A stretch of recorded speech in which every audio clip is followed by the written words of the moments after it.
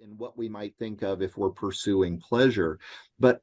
From my perspective, one of the easiest ways to be one of the most dissatisfied people in the world, the most bored, is to constantly be seeking pleasure and choosing to not be happy unless that pleasure comes. Instead, I mean, that will lead to dead ends of joy, right? But connection, service, responsibility, doing things that you view as having inherent value in our world, change the way we view ourselves, cause us to feel better about ourselves, even as we know we're imperfect at these things we do, and even as we struggle to do them. So I love what that study sounds just right to me. Like, I love to travel, but if all I did was travel, I don't know that I'd have a whole lot of joy in my life.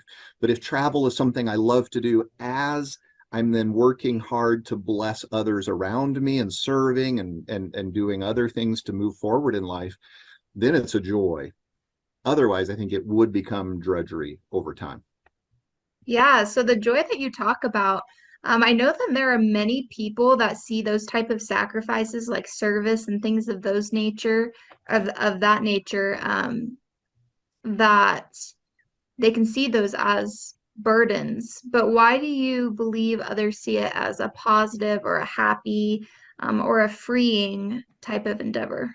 Yeah.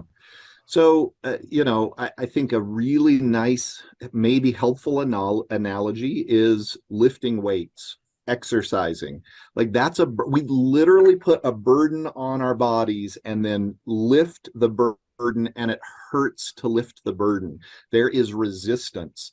And yet there is something more deeply satisfying, and that changes the brain, that changes the heart, that changes the soul, to purposely take that on, to go through that process, because the reward on the other side is worth it. It feels good to do things that have value, even if it hurts in the midst. And so often we're oriented to just avoiding any kind of pain, but the avoidance of pain doesn't actually lead to a satisfying life. Now, neither do I want to promote running towards pain for pain's sake. I think that could go the wrong direction. But certainly taking on responsibility, we're pretty sensitive about avoiding those kinds of things when we can.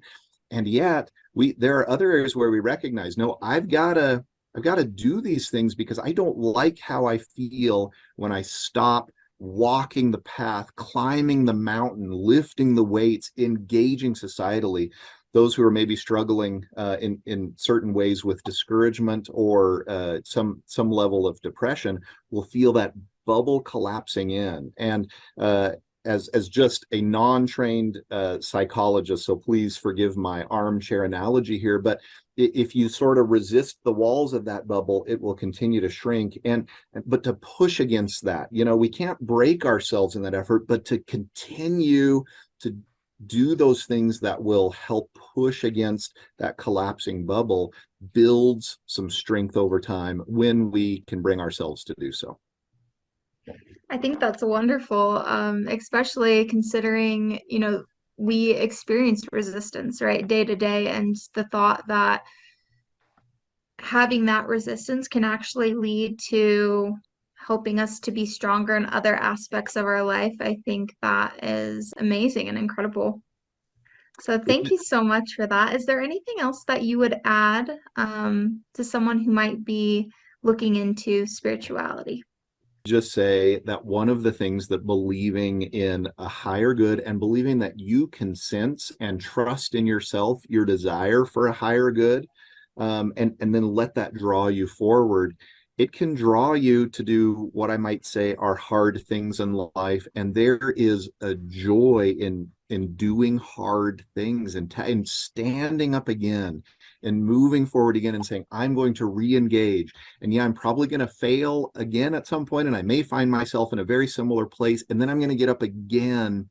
There is a satisfaction to not staying down when you're down. We all fall down. We've all been in the middle, and some are probably darker than others, but we've all been in the middle of a dark place, not knowing where to move forward.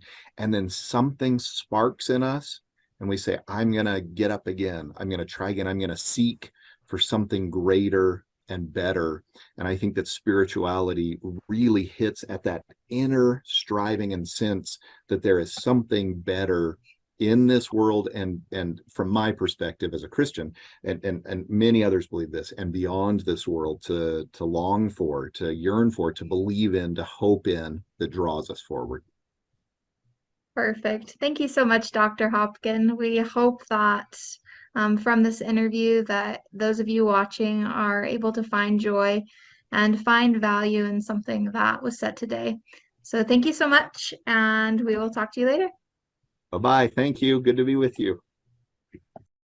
Visit thebmsproject.org to learn more.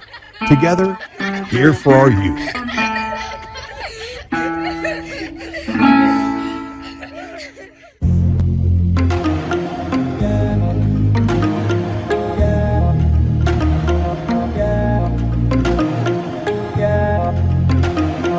Yeah.